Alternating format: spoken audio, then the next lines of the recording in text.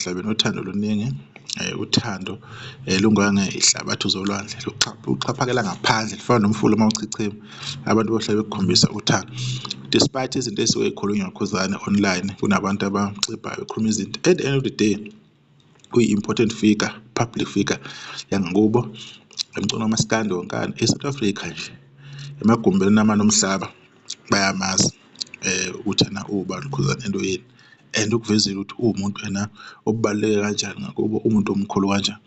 Lokho kusijabulise kakhulu ukubona nathi umuntu esimaziyo nesithanda nje umculo wakhe, nesithanda nje intobeko yakhe anayo, ethola lokho kusupporteka okungaka. Nakwabanye abafowethu siyathemba ukuthi nabo niyobaseka ngale ndlela, nibaphe lolu thando enibaphe lona.